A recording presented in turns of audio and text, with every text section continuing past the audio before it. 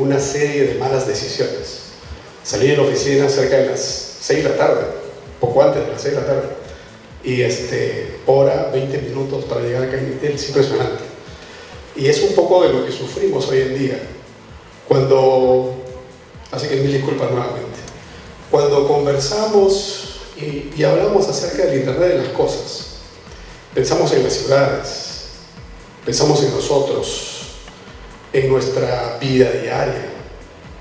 ¿Alguien identifica qué es esa figura? ¿Qué es esa foto? Seguramente muchos de ustedes lo han visto. Solamente levanten la mano. ¿Quiénes identifican qué es eso? Es una iPill. Es una píldora. No creo que todos hayan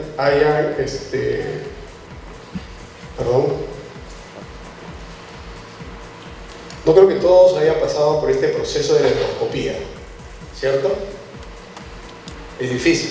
Yo lo he hecho un par de veces y créame que no es precisamente agradable. Entonces, este iPill ha sido diseñado precisamente para exámenes de endoscopía. Emite información a raíz de múltiples datos que pueda recuperar a través del proceso de revisión y datos que luego son procesados, analizados tal cual por la gente especialista. Y estamos viviendo en ese mundo. Definitivamente vivimos en un mundo distinto. Y es justamente, yo mencionaba justamente cuando preparaba la presentación, cómo la tecnología está cambiando nuestra forma de vivir. Y mencioné el tráfico. Y a raíz del tráfico han habido muchas estadísticas también. Y está siendo un factor importante de toma de decisión para escoger trabajo. Los jóvenes de hoy definitivamente tienen muchos factores que analizar, y uno de los aspectos es qué tan fácil para mí es llegar a mi trabajo. Entonces el tráfico resulta un reto importante. Otros escenarios resultan importantes. El tema de la seguridad ciudadana resulta ser importante. Entonces estamos viviendo en un mundo lleno de desafíos y también de cambios. Estamos viviendo una disrupción de mercado y una transición de mercado liderado o como consecuencia de la aparición de una serie de tecnologías y que justamente están haciendo el efecto de la forma como hoy en día trabajamos, como hoy en día vivimos, como hoy en día jugamos, como hoy en día aprendemos. Las personas de mi generación, ¿no? Y un poco antes, y probablemente también un poquito después, decían, me voy a ir a la oficina a trabajar. ¿Cuántos de nosotros hemos dicho eso de manera natural? Probablemente unos cuantos, un 30% del escenario. Hoy en día, el trabajo está donde estamos nosotros. El trabajo está donde estamos nosotros y podemos accesar a nuestros recursos. Entonces existe una serie de tecnologías que han aparecido que básicamente yo lo menciono y lo reduzco en dos tecnologías que creo que han sido tan disruptivas que han cambiado nuestra forma de vivir, y es Internet y la telefonía celular, entre muchas otras, pero quisiera yo referirme a esas dos. Y entonces esa es una fotografía, son fotografías tomadas el año 2005 y el año 2013 en la Plaza San Pedro del Vaticano. ¿Ven ustedes una diferencia? Clarísimo. Es así como ha cambiado nuestra vida. Y no porque en 2005 no querían tomar fotos, seguramente que sí, pero la aparición de una serie de dispositivos fáciles de usar, flexibles, con la memoria adecuada y todo lo demás, todos los beneficios, hicieron que eso sea posible. Y entonces, cuando hablamos de la aparición de tecnologías, ¿verdad? De las nuevas tecnologías. Esta es una gráfica de Gartner, ¿no? que expresa la forma como las nuevas tecnologías evolucionan en el mercado. No todas llegan a la fase de maduración, otras se quedan en el camino. Pero cuando hablamos de ello tenemos que hablar desde su concepción, desde su inicio, desde su concepción como producto, y cómo va elevando las expectativas del producto al mercado hasta llegar a una cúspide y una zona de incertidumbre en la que el producto puede o no llegar a madurar. Internet de las cosas se encuentra en este nivel, en un nivel de muchas expectativas, a nivel de negocio, a nivel de implementación, a nivel de beneficios. Todavía no entendemos muy bien qué tanto beneficio podría traer al negocio. Sabemos que hay beneficios, no entendemos muy bien los alcances del beneficio. No entendemos muy bien los cambios que en el mercado ocurrirán para que esto llegue a ser una tecnología madura. Entonces está en una zona de alta expectativa. Pasado esta zona de desilusión, llegaremos a entender que realmente el Internet de las cosas y todo lo asociado a ellos llegaría a ser una plataforma madura. Pongo esta gráfica solamente para hacer una referencia, que la expectativa para que todo este nuevo concepto empiece a madurar y llegue a convertirse en un despliegue masivo en el mercado es de más de 10 años. O sea, estamos viviendo el inicio del impacto de esta tecnología en la industria y en nuestras vidas. Y no es que las empresas empezaron a investigar ahora este tema. Cisco lo tiene desarrollándolo 10 años atrás. O sea, vamos a remontar hace 10 años. Cisco de alguna manera pronosticó que en 20 años esta tecnología debería convertirse en una tecnología madura. Bien, es muy interesante quería compartir esto, pero igual no podemos dejar de hablar, más allá de esa evolución y de los impactos y todo lo que estamos viviendo, de cómo está Perú. Acabamos de escuchar una espléndida presentación por el señor Astudillo, con mucha información y la verdad muy rica, ¿no?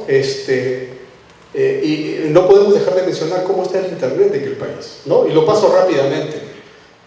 La penetración a nivel de país, ¿no? Y este es un dato de eMarketer del 2015, recién, ¿no? El crecimiento de la penetración en el país es el crecimiento más alto a nivel de todos los países latinoamericanos. Como crecimiento, obviamente como penetración hay una diferencia, pero como crecimiento hemos tenido el crecimiento más alto desde el año 2013, 14, 15. Este año se pronostica que vamos a crecer 10.4% a nivel de penetración, y en penetración per se tenemos más del 50% de la población tiene acceso a Internet. Ok, si hacemos un drill down de qué zonas del país tienen mayor acceso o menor acceso, es una discusión distinta, pero en promedio tenemos más del 50% de la población accesa a Internet, y se prevé que para el año 2019 casi cercano al 68% de la población tendrá acceso a Internet. Es importante también mencionar, ya que estamos en un mundo móvil, y no móvil por el hecho de utilizar un teléfono celular, sino un móvil porque apareció una serie de elementos que nos permiten justamente ser productivos y eficientes, estemos donde estemos. Entonces, ya que vivimos en un mundo móvil, es importante mencionar cómo es la penetración de los dispositivos móviles. Por ejemplo, en el caso de Perú, la penetración de los teléfonos móviles está en casi 61% a finales de 2015, ¿no? Va a tener un crecimiento al 65% a finales del 19. Y de estos dispositivos móviles, ¿cuántos son inteligentes y cuántos no? De ese porcentaje, el 33.5% de dispositivos son dispositivos inteligentes. Y justamente es lo que vamos a ver en la siguiente gráfica. Y acá termino con los cuadritos, porque en realidad, pero lo pongo porque es importante entender cómo estamos y hacia dónde estamos yendo. Miren el efecto, estas dos gráficas, les voy a compartir estas dos gráficas. Esta es una gráfica del tráfico, del tipo de tráfico, ¿no? No tipo de tráfico, es una gráfica del tráfico, una estadística del tráfico a nivel global, de cómo los diferentes tipos han venido creciendo en los diferentes años, ¿no? Y fíjense, este bloque celeste es un bloque que no existía el 13, y si existía era mínima, 0.3% del total de tráfico, ¿no?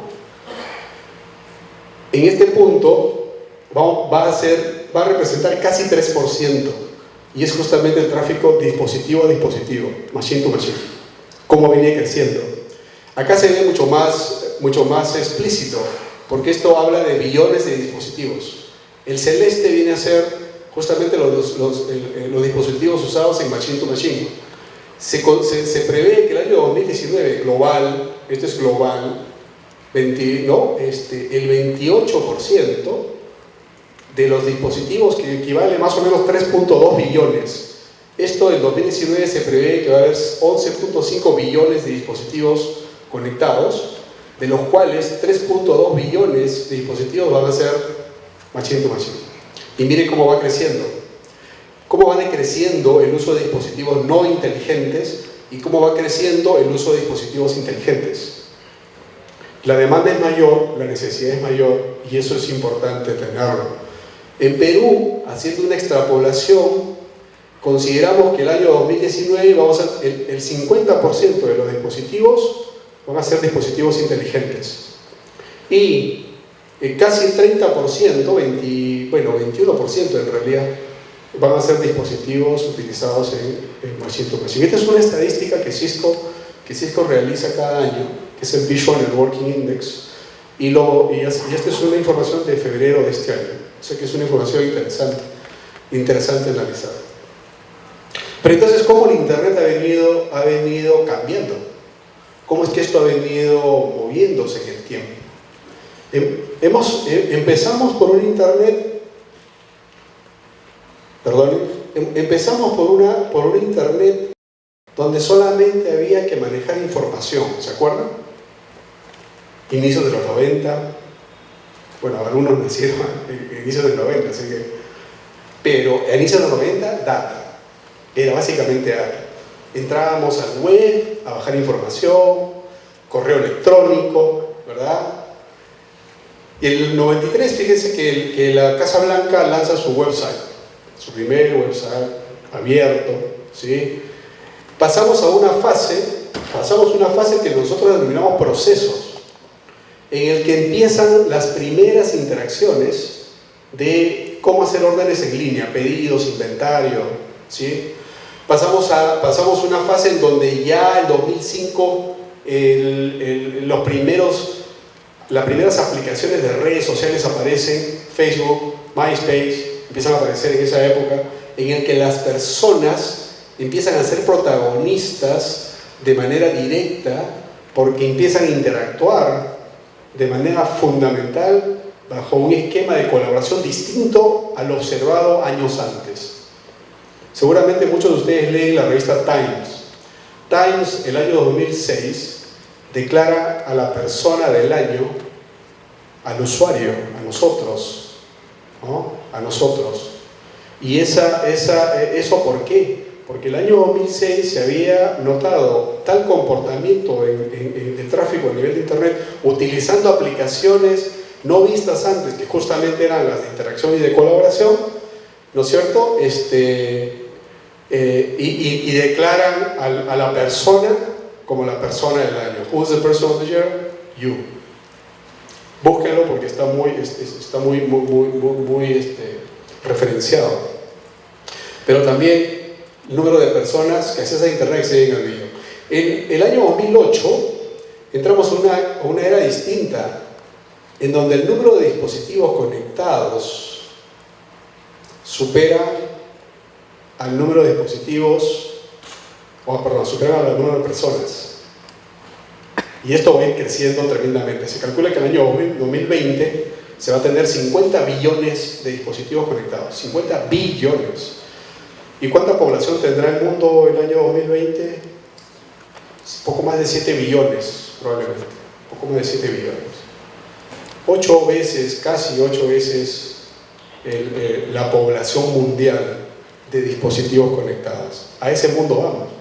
De hecho, ya estamos empezando a vivir. Entonces, en este escenario, no solamente están los dispositivos en sí, y por eso denominamos Internet de las cosas. Cómo los dispositivos se van a conectar a través de Internet, ¿no? Sí, están las personas, están obviamente los dispositivos, están los procesos que intervienen en aplicaciones a los que nosotros accesamos normalmente, y la data, la aparición de cantidad de información que debe de ser procesada, y los procesos en sí. Estos elementos aislados no existen. Estos elementos están integrados y están conectados, y a ese sistema de conectividad, personas, datas, procesos y data, procesos y cosas, Cisco le denomina Internet del todo. Entonces vivimos, para poder integrar todo, ¿no es cierto? Vivimos en un mundo de Internet del todo, no solamente el Internet de las cosas. Y esto no tiene valor si es que no los integramos. No aparecen soluciones que realmente van a traer beneficio a las empresas o van a traer al usuario si no las integramos. ¿Quién ha pedido un taxi por celular? Nadie. Impresionante, ¿no? No puedo creer, ¿eh? 3, 4, 5, 6, ya, anímense, ¿no? Eso es un ejemplo sencillo, y yo siempre lo uso como ejemplo, porque es un elemento sencillo para entender. Cojo mi celular, dispositivo, genero un pedido, disparo un proceso, envío información, me responde una aplicación, probablemente no me responde una persona, una aplicación, interactúa una aplicación, y probablemente después me llame un agente y me diga: señor, su taxi ya lo está esperando. Fíjense toda esta integración importante en algo tan sencillo en nuestra casa, ¿no? Que sucede en nuestras casas, en nuestras vidas diarias. ¿Quién utiliza el Waze? Impresionante. El Waze es una herramienta que justamente me falló hoy día, pero no tiene que fallar, ¿verdad? Pero sí existe, y es una aplicación que nos utiliza. Esa es una aplicación, ¿no? Machine to machine.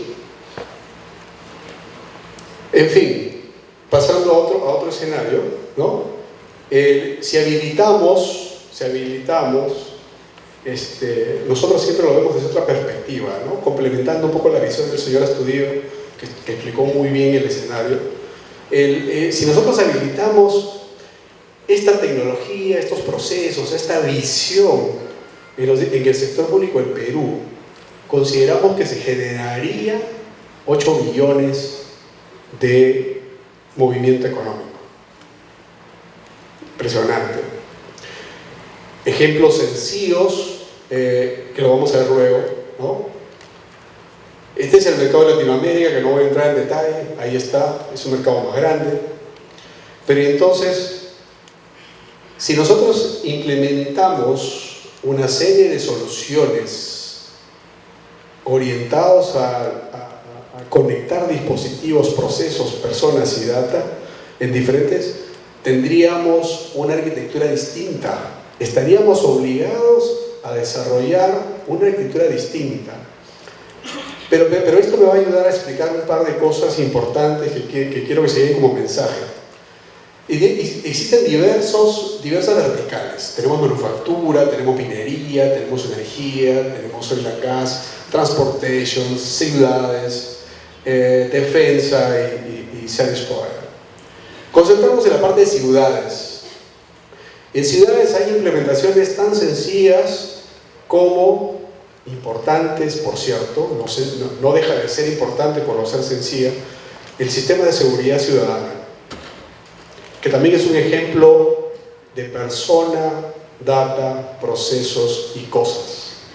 Seguridad ciudadana, soluciones orientadas al Internet del todo para ciudades. En otras ciudades más avanzadas que la nuestra, existen inclusive sensores de emergencia, ¿no? para temas de desastre, o existen sensores en los diferentes sistemas de almacenamiento de basura para determinar que el tacho está realmente lleno y viene el recogedor de la municipalidad, vacía todo ese desecho y se lo lleva. Entonces, sensores de nivel, sensores de temperatura, son implementaciones que se están empleando en las ciudades. Más avanzadas es Smart Traffic, Smart Lighting, Smart Parking. Ustedes han ido al Jockey, han ido a los centros comerciales y han visto todos los indicadores de verde, rojo, dónde está libre, cuál está ocupado. Imagínense ese sistema integrado, que ya existe, ¿verdad? Intégrenlo con una aplicación y que el usuario que llegue al centro comercial no esté dando vueltas con el carro, contaminando el medio ambiente, generando más tráfico y sabiendo que ya en tal posición, en tal lugar y hay espacio y me voy de frente. Opciones A, opciones B. Entonces, esto cambiaría definitivamente nuestro esquema, pero exige la integración de muchas cosas. Y yo quería entrar a esto. Esta nueva arquitectura, debido a que existen millones de dispositivos, o van a existir billones de dispositivos conectados, exige una concepción distinta. Esto es lo que nosotros normalmente conocemos, ¿no? O sea, las redes cerradas en la industria, por ejemplo, una industria de manufactura o de minería genera su propia red cerrada, tiene su propia nube o data center o centro de procesamiento de información donde los dispositivos llegan ahí y no hay ningún inconveniente. Cuando hablamos de una implementación, y fue el segundo ejemplo que me olvidé comentarles en la parte anterior, por ejemplo, de Smart Metering. Smart Metering es una implementación de ponerle inteligencia a todos los medidores de energía eléctrica de casa. Para que sepamos el consumo, para que sepamos de manera inmediata y automática, ¿verdad?, cómo es el comportamiento de la energía eléctrica en ciertos sectores de la ciudad y de la ciudad. Cuando hablamos de ese tipo de redes, o cuando hablamos del sistema de seguridad ciudadano, puntos de protección, de seguridad física a nivel de la ciudad, hablamos de una nube distinta. Y debido a la existencia de múltiples dispositivos a nivel de información, billones de dispositivos que van a generar mucha información, no podemos concentrar todo el procesamiento en un centro de información o cloud. Tenemos que crear un punto intermedio de recolección a la que nosotros denominamos fog computing. Existe el dispositivo, una capa intermedia de procesamiento fog computing y una fase centralizada de cloud computing. El fog computing no viene a ser sino el mismo concepto del cloud computing más cerca a mis redes, distribuido. Si lo quieren ver de una manera más sencilla, es una red, una fila de network, ¿no? Imagínense justamente el ejemplo que les puse, el Smart Metering, donde empezamos a generar las redes, miles de dispositivos conectados, decenas de miles de dispositivos conectados, generando información. Necesitamos generar una arquitectura distinta. No podemos llevarlas todos a un punto centralizado porque no escala. Y aparecen una serie de nuevos protocolos, nuevos esquemas, ¿no? El SysLow-PAN, existe un esquema de mesh conectados entre ellos, que normalmente es inalámbrico sobre la banda de 900 MHz. Empiezan a aparecer una serie de tecnologías necesarias para empezar a construir esta opción. Entonces el fog computing no viene a ser sino una red jerárquica necesaria para que capture los dispositivos, la información de los dispositivos y los procese e inclusive tome acción local, si es necesario. Eso va a depender de las aplicaciones, pero no deja de ser jerárquica. Entonces el fog es como la niebla, ¿no? Es como estar, imagínense la nube a unos cuantos centenas de imagina la niebla que llega hasta el piso. Ese mismo concepto.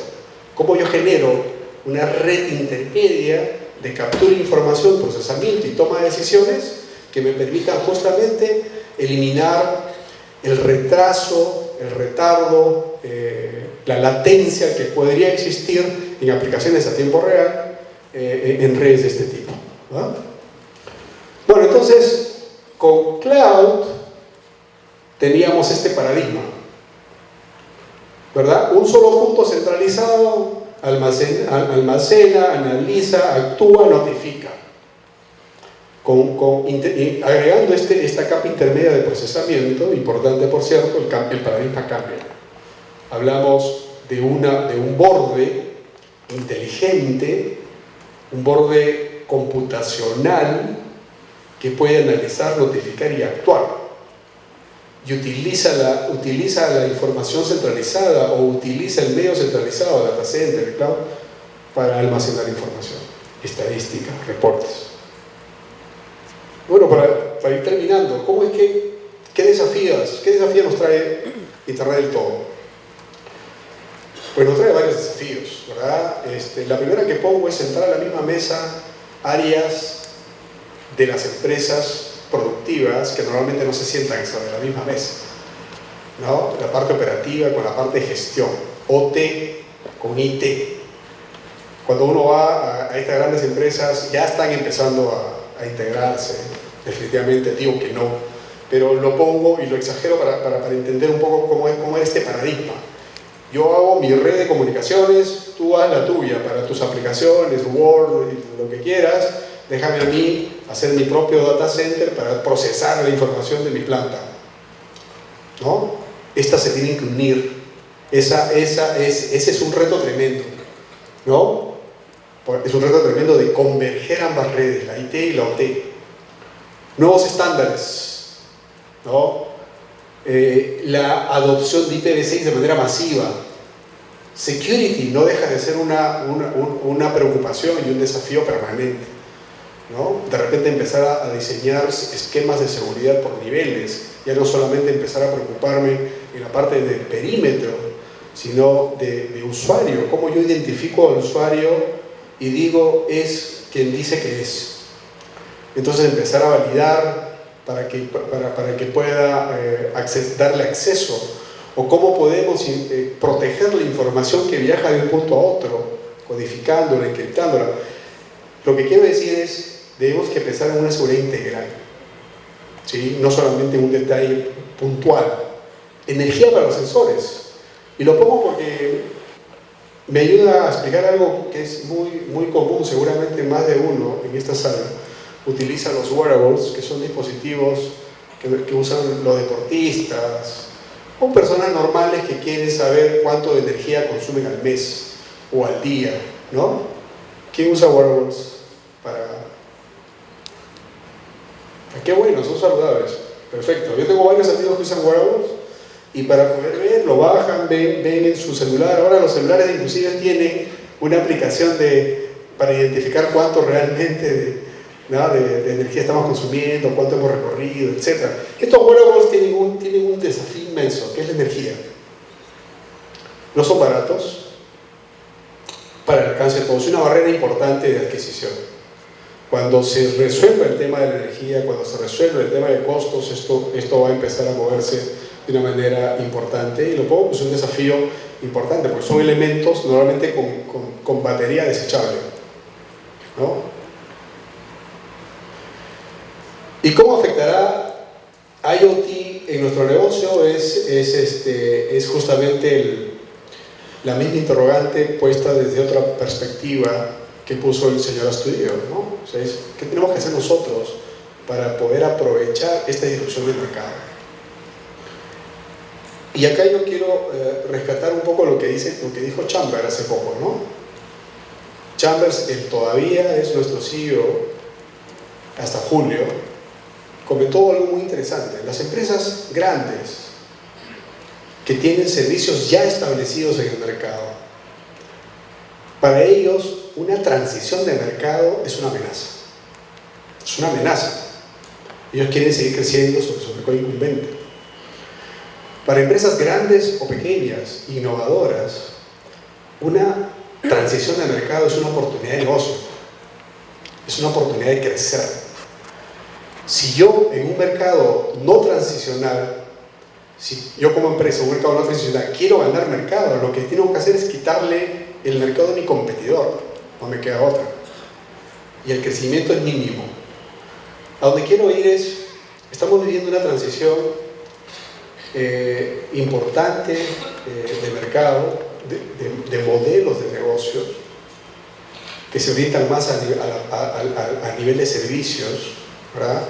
Un esquema distinto. Estamos hablando de cloud, estamos hablando de social media, estamos hablando de Internet de las cosas, estamos hablando de mobility, ¿no? Cómo todos estos pilares, estas transiciones deberían cambiar y afectar mi negocio. Lo dejo como para poder analizarlo. Pero como persona, entre paréntesis y para terminar, es importante también cómo esto va a afectar a nuestras vidas. Es importante también considerarlo en nuestra vida diaria, con nuestros hijos, con nuestros amigos, ¿no? El porcentaje de interacción entre dos personas se está moviendo mucho más hacia un esquema virtual más que presencial. Perfecto. Utilicemos la tecnología. ¿Qué tanto esto nos está impactando? Veremos.